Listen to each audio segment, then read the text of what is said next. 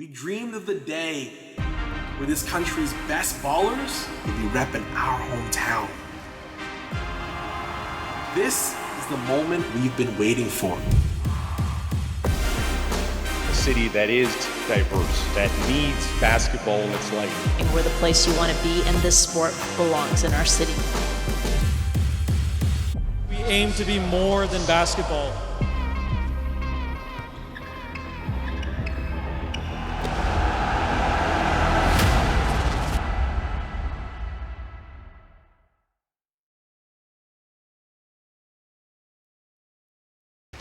Two and 7 Sports at 11 will bring you highlights on the Halifax Windjammers when they tip off against our Calgary 88s in a Canada Day basketball event June 27. You know, when I came here to Calgary, I came here to play with the Calgary 88s.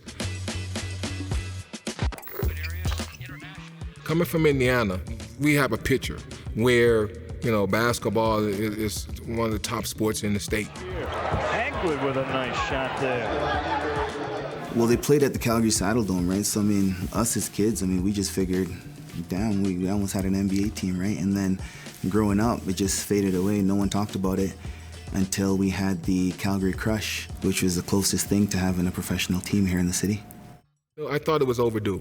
I know with the 88s and the Outlaws, and then they had the Calgary Crush, that didn't last long, but there's a niche here. I've seen them connect themselves to a lot of local businesses and a lot of local people to kind of build basketball through community, which I think is one of their goals. And every time I show up to the game, it's packed outside. You get inside, it's packed inside, and then the game itself, fast-paced, a lot of action. The target score system in the CEBL is amazing, right? Because there's tension, there's action-packed right to the end of the game, right? And stepping to the line is Steph Smith. Oh boy. Pretty simple. Target 74. Calgary's got 73. Smith's got the game in his hand. Smith for the win. And that's going to do it. History made. With an opportunity to win this game on this free throw. Shot is up, and he missed it. The rebound to Scotty, puts it up, and it will drop. Amazing. The fan support is unreal. And then, yeah, the community's super engaged. Being able to go out and do a few things, you know, with the kids and, you know, community involvement that we can do is amazing because I think, you know, Calgary's really eating up, you know, a professional basketball team here. And, you know, we definitely are going to need that support moving forward. And I think they've done a great job, and we're really lucky to have that. You look at all the opportunities that we have. So the opportunity to grow, you know, and that's something that we tell these kids to dream. Dream about one day putting a Surge uniform on. We always tell our players to dream, you know, and don't just settle just to be average. We want you to be great. And in the pursuit of greatness, you got to do great things.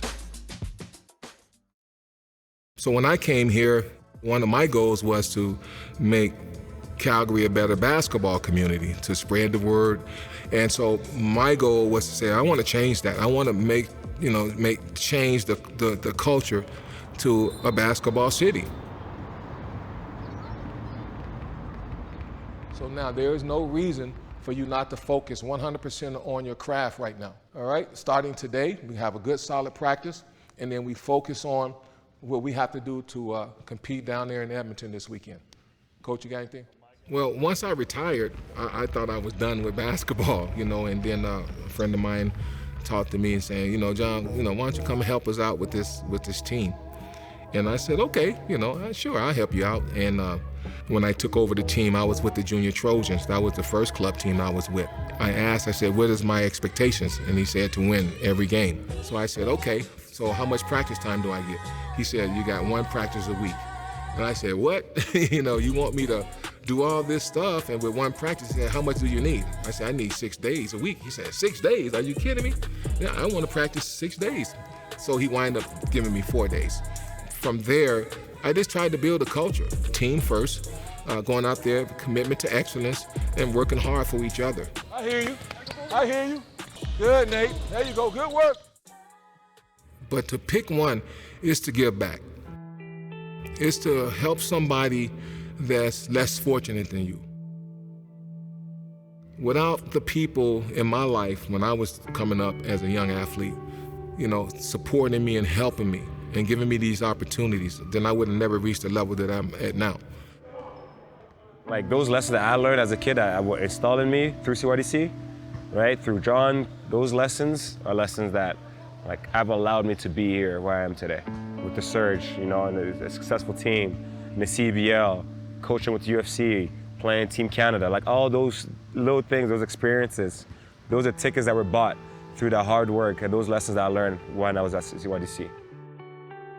When I moved to Calgary, I knew I wanted to play basketball. So what does a kid do? Google Calgary Basketball. Once I got to those searches, I found community basketball. My friend ended up playing for CYDC and saying, what are you doing playing community? You need to come with us, the big boys, right? So I asked my mom, and it was a lot more than the community basketball. So I show up to practice, and we'll go through the drills, and John and the whole staff there, they see something in me.